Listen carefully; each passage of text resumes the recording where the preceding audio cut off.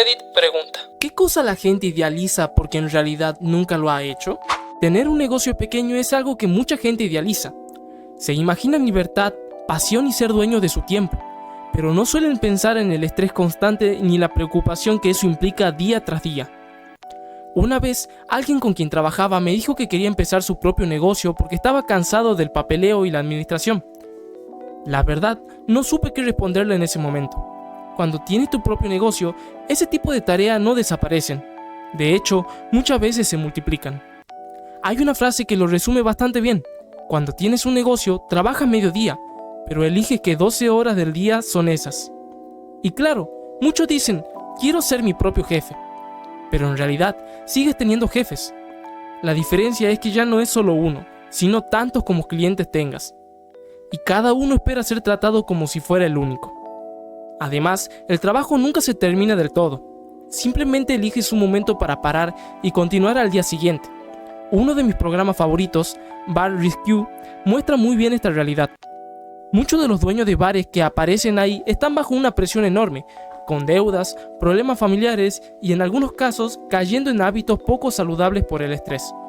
Si quieres hacerte una idea de lo exigente que puede ser tener un negocio, ver algunos episodios de ese programa puede abrirte bastante los ojos. Y luego están los correos electrónicos. No paran nunca.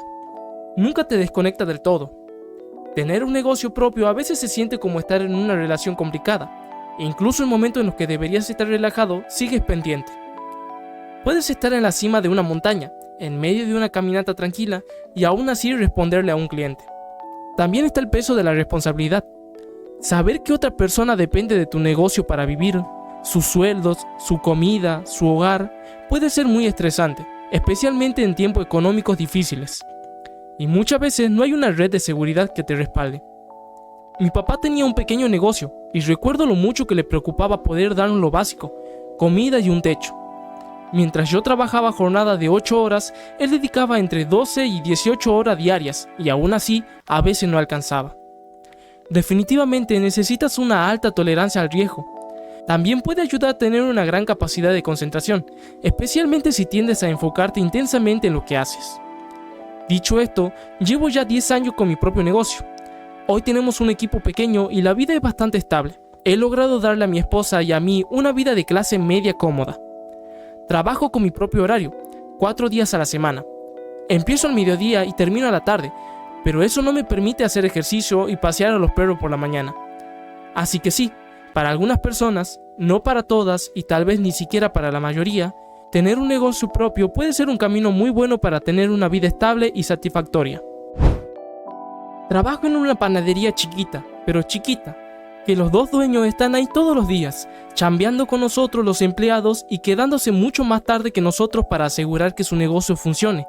Admiro su dedicación, pero, ay Dios mío, yo no podría hacer lo que ellos hacen, de quedarme hasta tarde y siendo el jefe. Navegar es otra de esas cosas que mucha gente idealiza. Cualquier experiencia que no sea un crucero corto con buen clima implica mucho más trabajo del que parece a simple vista. A mí me encanta, pero definitivamente no es para todo el mundo. Esto se vuelve aún más evidente si piensas en la vida de un marinero promedio en la época de la vela. Puede sonar romántico imaginarse en un velero moderno, cantando canciones marineras y disfrutando del mar. Pero si prestas atención a las letras de esas canciones, te das cuenta de que muchas reflejan lo dura que era esa vida. La realidad es que, en muchos casos, esas personas la pasaban bastante mal y no disfrutaban su trabajo como uno podría imaginar. Al final, navegar podría resumirse así: el arte de pasar frío, mojarse y marearse mientras avanzas lentamente, y además gastas bastante dinero en el proceso. Yo solía competir en regatas de veleros de clase J. Mi antiguo patrón tenía una forma muy gráfica de explicarlo a quienes querían iniciarse en este mundo. Les decía que podían recrear la experiencia bastante bien en casa, ponerse un abrigo de invierno, pararse bajo una ducha fría con un ventilador soplando en la cara, y empezar a romper billetes. Según él, con eso ya estabas al 90% de la experiencia real. En mi caso, llegué hasta la certificación ASA 106 y mi pareja hasta ASA 104. Ambos hemos hecho travesías de 1 a 7 días en barcos sin tripulación, lo que implica una responsabilidad mucho mayor. Recuerdo que, en uno de esos viajes, alguien comentó que con ver algunos videos de YouTube ya podía aprender todo lo necesario para navegar sin tripulación. Nos costó no reaccionar, porque la realidad es muy distinta. Incluso somos algo escépticos con esos paquetes de una semana en los que supuestamente completas los niveles ASA 101 a ASA 104. Nosotros tardamos años en adquirir esos conocimientos, combinando muchas horas tanto en el agua como en el aula. El manejo de los sistemas del barco, la navegación, la planificación de rutas y la toma de decisiones en el mar implican mucho más de lo que la mayoría imagina, incluso en viajes relativamente cortos. Y si hablamos de travesías más serias, hay que sumar una gran cantidad de trámites de aduanas e inmigración si no te limitas a navegar dentro de tu propio país. Esa idea de irse a navegar lejos de todo suena muy atractiva, pero en gran medida es un mito. Aún así, navegar puede ser una experiencia increíble. Personalmente, he participado en cruceros y regatas en alta mar, y aunque puede ser duro e incluso intimidante en ciertos momentos, también tiene su lado fascinante. La gente siempre me dice que debería abrir un restaurante. Tengo que explicarles una y otra vez que si hago eso, no voy a estar en la cocina. Me tocaría estar tomando pedidos, lidiando con la ciudad y haciendo un montón de trabajo de oficina que no quiero hacer. Y no solo eso, sino que tener un negocio exitoso en nuestra zona es muy raro. Un montón de restaurantes abren y quiebran en menos de 5 años. La mayoría se van a la quiebra en menos de un año. Es un montón de trabajo y yo valoro mucho el tiempo libre y la familia. Sí, la gente escucha deberías abrir un restaurante y piensa que es solo estar ahí en la cocina preparando tus platillos favoritos. En realidad, te conviertes en un administrador con un poco de cocina. Inspecciones sanitarias, nómina, horarios, proveedores, que se te descomponga el equipo en el peor momento, responder a las reseñas, los dueños del local, licencias, es interminable. Y una vez que firmas ese contrato de arrendamiento, tu vida está atada a esos costos fijos. Los días libres no son realmente días libres, son solo días en los que no estás físicamente en el edificio, pero tu cerebro sí lo está. Valorar el tiempo y la familia es una razón súper válida para decir que no. Puedes quitarte la comezón de cocinar mucho más barato y con mucho menos estrés haciendo eventos temporales, ofreciendo catering en algunos eventos al año, o vendiendo especiales en el espacio de alguien más en lugar de ser dueño de toda la bronca. Dejé una corporación a finales de mis 40 para empezar mi propio negocio porque vi lo que la empresa les hacía a sus empleados. Un día te va a tocar la rifa del tigre. No quiero tener 57 años y ser básicamente incontratable. Pensé que si voy a fracasar, al menos quiero no tener a nadie a quien echarle la culpa más que a mí mismo. La gente se imagina que ser su propio jefe significa libertad y pasión, pero la realidad suele ser estrés, papeleo y preocuparse por la plata sin parar. Resulta que el trabajo soñado también viene con un trabajito extra de tiempo completo llamado ansiedad. Voy a un montón de ferias de empleo, y cuando les pregunto al estudiante qué quieren ser cuando sean grandes, muchos dicen emprendedor, sin tener una respuesta sobre en qué industria quieren trabajar. Intento no cagarme en sus sueños. El lenguaje positivo es más útil que el negativo cuando habla de sus opciones. Pero siempre estoy pensando, chico, eso no es un plan. Tener un refugio o santuario para animales es algo noble, pero no muchos pueden lidiar con la crueldad y el sufrimiento absoluto que tendrán que enfrentar a diario. Y por cada historia de éxito, hay la misma cantidad de fracasos. Animales que no se encuentran a tiempo o que están demasiado mal para salvarlos. Darte cuenta de lo malvados y lo despiadados que pueden llegar a ser las personas impactará severamente tu visión de la humanidad en general. Yo manejé un rescate de Chow Chow por 10 años, en los últimos 90, antes de que el rescate se pusiera de moda. Es una onda de vida con pocas cosas buenas. Llamadas en la madrugada de alguien que lo estaban desalojando a 200 millas de distancia, dejando perros en el refugio porque sabes que no tienen espacio y te tomaría todos tus recursos salvar a ese perro, rescatar a un perro y comprometerte solo para descubrir que el perro tiene miles de dólares en problemas físicos. Y eso sin contar al perro maltratado tan asustado de los humanos que ni siquiera puede aceptar una golosina. Pero también fue lo más valioso que hice en mi vida. Simplemente me quemé por mi cuenta, después de perder a mi compañero de vida. Tenía un amigo que por unos 5 años vivió en una cabaña en el bosque con nada más que una estufa de leña y un panel solar chiquito para prender una luz LED. Dijo que en su mayoría lo disfrutaba, hasta que le dio un virus en la panza y el baño que estaba como a 200 pies de su cabaña le pareció que estaba a 2 kilómetros. De hecho, se fue a un motel por unos días para recuperarse del virus. Vivir fuera de la red es otra de esas ideas que mucha gente romantiza.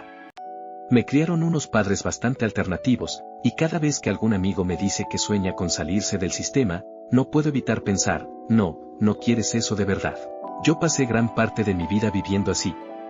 Y mírame ahora, vivo en la ciudad, y no lo cambiaría fácilmente. Mi infancia fue bastante dura. Pasé muchos años soñando con no tener que hacer trabajos pesados todos los días, como limpiar, cargar cosas o mantener terrenos. Recuerdo que tenía que andar en bicicleta durante 1 hora hasta el pueblo solo para poder conectarme a internet en la computadora de la biblioteca. Ahí era donde me enteraba de las novedades de bandas como Panic, Atetesco o My Chemical Romance. Eran pequeños escapes en una rutina que, en ese momento, me resultaba muy frustrante. Todo suena muy tranquilo y bonito hasta que necesitas algo esencial, como atención médica, y el hospital más cercano está a 3 horas, suponiendo que el clima lo permita y no estés aislado por la nieve. Y ni hablar de lo que implica tener una condición de salud que requiera controles frecuentes. A medida que pasa el tiempo, ese tipo de situaciones se vuelven más probables.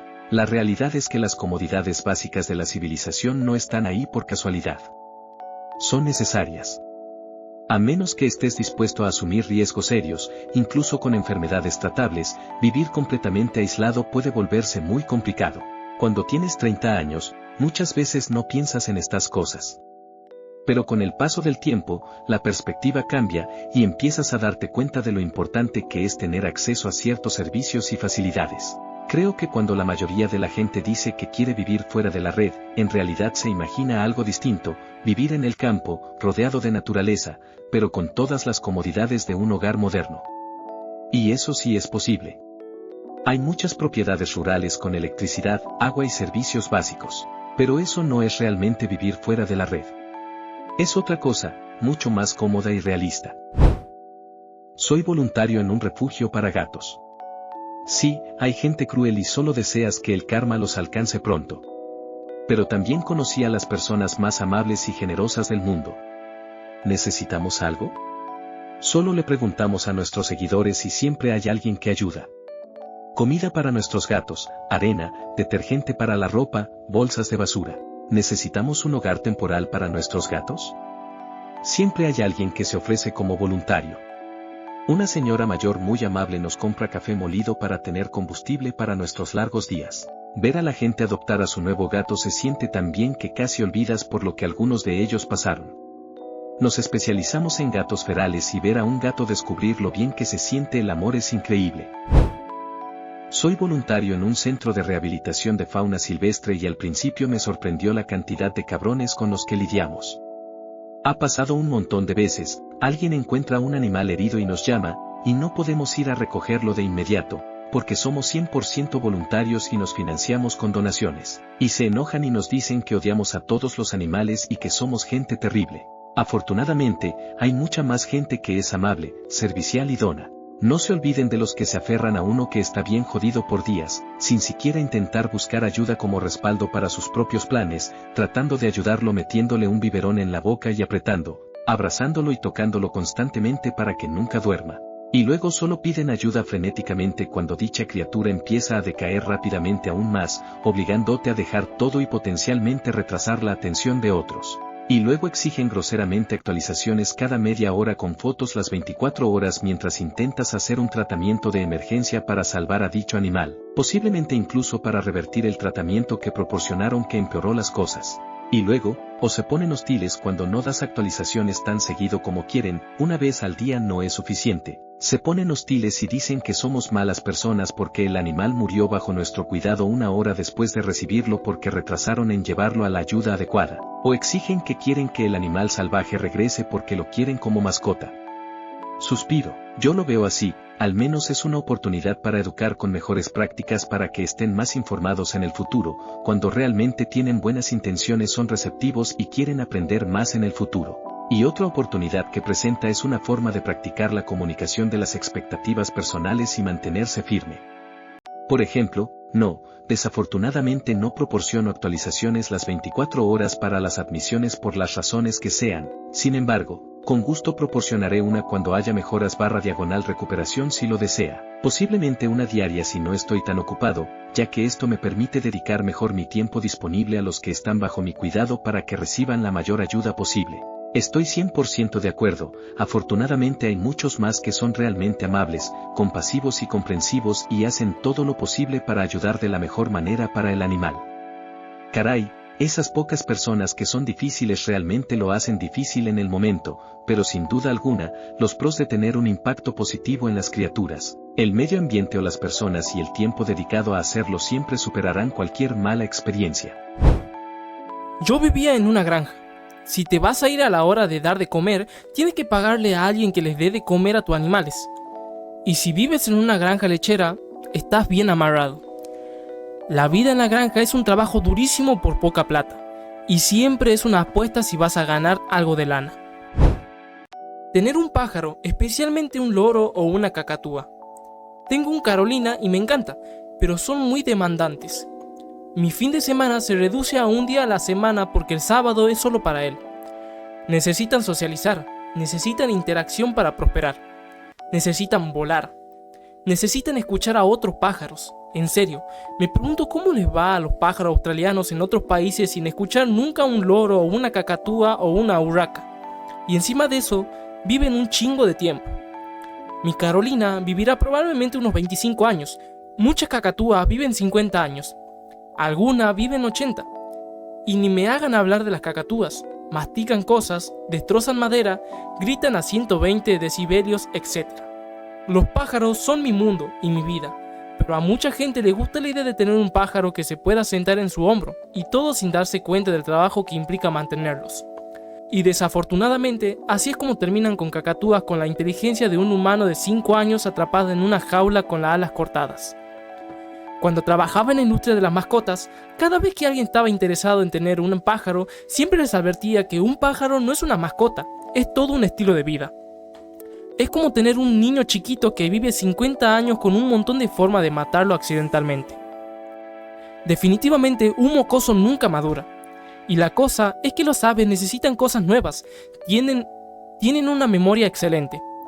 La mayoría de los perros jugarán felices con los mismos juguetes durante semanas, pero las aves se aburren de los juguetes muy rápido y necesitan nuevos y nuevos palos, excepto que habrá una cosa que aman y de la que nunca se cansarán, y generalmente es algo que no deberían tener. Para mi cacatúa son los cierres de los sillones, los ama y trata de arrancarlos. Por supuesto, los cierres son muy peligrosos, por lo que solo puede jugar con ellos cuando estoy justo a su lado, vigilando constantemente, y si se pone demasiado violento, se lo quitan. Vivir en una granja es otra de esas cosas que la gente suele idealizar sin conocer realmente lo que implica. La realidad muchas veces es levantarte a las 4 de la mañana para cuidar animales enfermos, incluso cuando tú mismo apenas puedes levantarte de la cama. También puede significar despertarte a las 2 de la mañana, bajo una lluvia helada, porque un becerro viene en mala posición y tienes que intervenir para salvarlo. Son momentos en los que estás ahí, haciendo todo lo posible para que ni la madre ni la cría mueran por el frío o las complicaciones. La gente imagina la vida de granja como algo tranquilo, con estética acogedora, animales adorables y aire puro. Pero la realidad puede ser muy distinta. Tú, en plena madrugada, en medio de una tormenta, haciendo un trabajo duro y nada glamoroso, esperando que todo salga bien. Y luego están los comentarios típicos: ¿qué suerte tienes de tener caballos? Y sí, puede parecer así desde afuera. Pero todo lo que viene después de tener un animal es trabajo, y mucho. Es exigente, agotador y, muchas veces, poco agradecido. Hay días en los que puedes salir lastimado, tener que seguir trabajando igual para alimentar a todos los animales, y recién después ocuparte de ti mismo. También está el hecho de dormir en establos para vigilar a animales enfermos, pasando días enteros pendiente de ellos. Terminas haciendo de todo: cuidador, veterinario improvisado, nutricionista, reparador, porque no hay nadie más que lo haga por ti. A los ganaderos les toca especialmente duro. Rara vez tienen un día libre cuando se trata de mantener a los animales vivos y sanos. En comparación, la agricultura de cultivos puede ser un poco más llevadera en algunos aspectos. No es fácil, ni mucho menos, y tiene sus propios desafíos y preocupaciones. Pero hay periodos más tranquilos, y hoy en día muchos procesos están más tecnificados, con maquinaria avanzada y asesoramiento especializado que facilita la planificación. Además, existen seguros agrícolas y, en algunos casos, ayudas estatales que amortiguan los golpes cuando el clima no acompaña. Eso no elimina el estrés, pero ayuda a que el riesgo sea más manejable. Yo pasé gran parte de mi infancia y adolescencia en la pequeña granja de mis abuelos, con algunas vacas, gallinas, cerdos, campos y huertos. Es un trabajo duro, sin duda. Pero también tiene algo muy especial. Si pudiera, volvería a vivirlo, porque puede ser más gratificante que muchas cosas de la vida en la ciudad. Es una vida bonita, sí, y en cierto modo vale la pena apreciarla.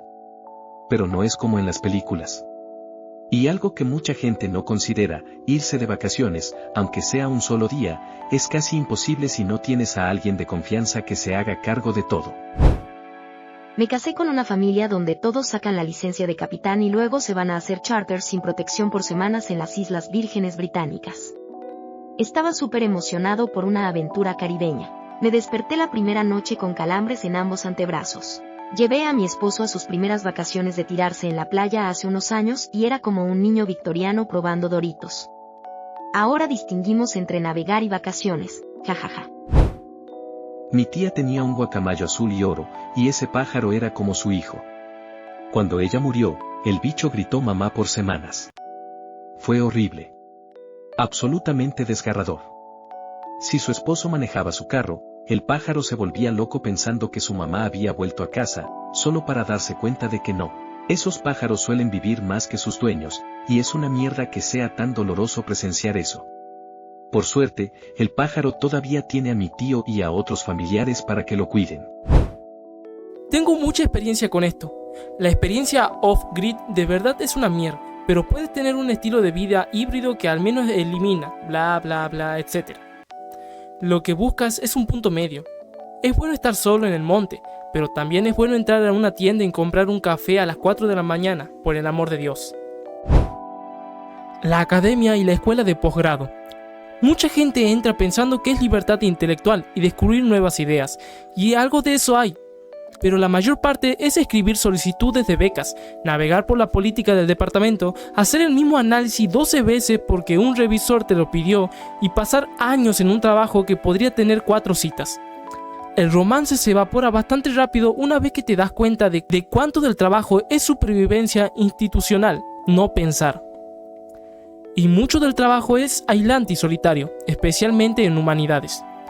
Una vez, un vecino se acercó y me preguntó si podía verme trabajar, como si fuera un súper fascinante presenciar búsqueda académicas o algo así. Le señalé una pila de libros en mi escritorio y mi laptop. Voy a estar leyendo eso tranquilamente y tomando notas todo el día mientras tomo café. Eso es todo. Y me dejó en paz. Esta es una respuesta un poco inusual, pero para mí sería ir a la Antártida, específicamente a Estación McMurdo.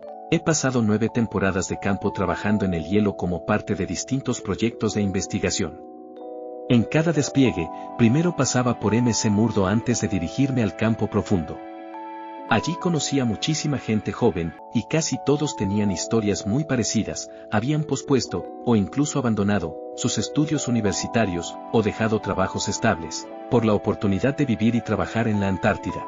Muchos llegaban con la idea de que sería una experiencia casi mágica, con una visión romántica de desafiar a la naturaleza, al estilo de Honest Shackleton. Pero la realidad suele ser muy distinta. La mayoría de estos trabajadores terminan viviendo y trabajando en McMurdo en puestos como limpieza, carga o en el comedor. Son trabajos duros y poco gratificantes, y básicamente pasan meses atrapados en un pequeño asentamiento impregnado de olor a diésel. Mientras tanto, ven a los científicos partir hacia destinos remotos y fascinantes, y ellos se quedan atrás, haciendo tareas repetitivas como limpiar dormitorios. Dicho esto, el trabajo en los campamentos de campo tampoco es precisamente glamuroso. En mi caso, hacía turnos de 12 horas a temperaturas de menos 40 grados centígrados, perforando y registrando núcleos de hielo. He sufrido congelación en varias ocasiones, y a esas temperaturas nada se recupera fácilmente. Es un trabajo extremadamente exigente, tanto física como mentalmente, y si no te apasiona la ciencia, puede ser difícil mantener la motivación. Afortunadamente, Me encanta mi trabajo en glaciología, así que, a pesar de todo, mis experiencias han sido muy gratificantes. Pero eso no quita que los días sean increíblemente duros, y el frío, constante. Para quienes preguntan, soy profesor universitario y trabajé principalmente en zonas como West Divide y el Polo Sur. La mayoría de mis temporadas en el campo ocurrieron durante mi posgrado, y mi investigación se centra en el análisis de núcleos de hielo. Y aunque no sea algo glamuroso, realmente disfruto el trabajo de campo, incluso con todos sus desafíos. También tengo un familiar que escaló el Monte Vinson recientemente. Voló hasta Union Glacier y pasó aproximadamente una semana esperando ventanas de buen clima. Sus historias, sinceramente, no despertaron en mí muchas ganas de ir. Suena a una experiencia muy dura y, en ciertos momentos, bastante monótona. Por otro lado, un amigo mío trabaja actualmente para la NOAA, rastreando tormentas en el océano para ayudar a los barcos a evitarlas.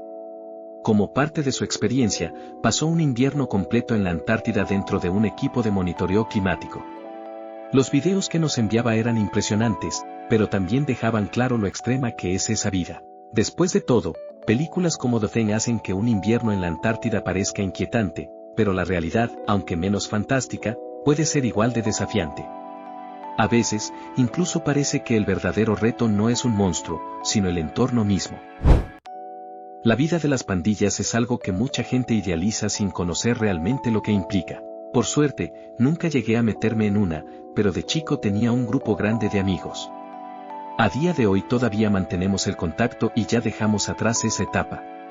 Sin embargo, cuando éramos más jóvenes, era común enterarse de que alguno había caído en las drogas, o incluso conocer tanto a la víctima como al responsable de un tiroteo. Recuerdo claramente un fin de semana en el que 4 amigos recibieron disparos. Luego llegar a la escuela y escuchar a todos hablar de eso como si fuera algo más, fue muy fuerte. Ese tipo de situaciones afectó muchísimo mi vida social durante la secundaria. A veces la gente ve contenido sobre cómo es la vida dentro de un cártel y lo percibe como algo intenso o incluso atractivo. Pero la realidad es mucho más dura. En muchos casos, si llegas a los 30 años, ya eres considerado alguien que ha sobrevivido más de lo normal. Has pasado por situaciones extremas, estás constantemente en peligro y no puedes vivir con tranquilidad ni seguridad. Muchos terminan perseguidos o atrapados en una vida sin salida clara. Además, estos grupos suelen reclutar a personas muy jóvenes. Una vez dentro, salir puede ser extremadamente peligroso. La esperanza de vida, en muchos casos, es corta, y las consecuencias físicas y psicológicas son profundas. Lo complicado es que, incluso en medio de todo eso, hay momentos que se quedan grabados por lo que significaban en ese contexto, el sentido de pertenencia, la conexión con otros, la sensación de ser parte de algo. Son recuerdos que, vistos desde fuera, pueden parecer positivos, pero cuando uno mira todo en conjunto, lo negativo pesa mucho más. Y deja huellas. Incluso años después, hay recuerdos que siguen apareciendo, como pesadillas o momentos difíciles de procesar. Algo similar pasa con cómo se romantiza la mafia. Series como Los Soprano han hecho que mucha gente vea ese estilo de vida como algo poderoso o incluso atractivo. Pero en la realidad, es una vida marcada por la violencia, la desconfianza constante y el daño a otras personas. Yo crecí en un barrio muy complicado, en zonas de vivienda social durante los años 70 y 80. Más tarde nos mudamos a un suburbio mucho más tranquilo, y ahí me llamaba la atención ver a chicos que imitaban esa vida de calle como si fuera algo admirable. La realidad es muy distinta. Vivir en ese entorno puede ser extremadamente duro. Antes de cumplir los 12 años, ya había sido testigo en 2 juicios por asesinato. No es algo que alguien debería experimentar, y definitivamente no es algo que se pueda considerar genial o deseable. A mi mamá le encantan los pájaros y rescató a una cacatúa hace años que se había arrancado todas las plumas por estar tan estresada y aislada. Se veía tan lamentable, pero con el tiempo dejó de desplumarse y le volvieron a salir las plumas. Carita feliz vertical. Me alegro mucho de haberme mudado, simplemente por lo ruidosa que era. Aprendió a ladrar y se unía a los perros, lo cual era divertidísimo. Todas las mañanas, mientras mi mamá tomaba café, Cato se sentaba con ella y bebía agua de su propia taza. Esta es una de mis amigas. Tiene un doctorado en Ciencias de la Computación e IA, y una maestría en Biomecánica. Es profesora investigadora en Genética. Trabaja como 60 a 70 horas a la semana porque tiene que cumplir con sus deberes de investigación, escribir solicitudes de becas, dar clases 2 veces por semana, y prepararlas semanalmente, y encargarse de cosas a nivel de departamento superior como organizar oradores invitados 1 vez a la semana, contratar personal nuevo, etc. También está en proceso de obtener la titularidad este año, así que también tiene el estrés de eso. Lleva 5 años en su trabajo actual, unos cuantos años en Cornell y Stanford también, y me dice todos los días que está quemada y agotada. Prácticamente no tiene vida social porque trabaja mucho, tiene como 2 días a la semana para meter todas las cosas no laborales, junto con relajarse.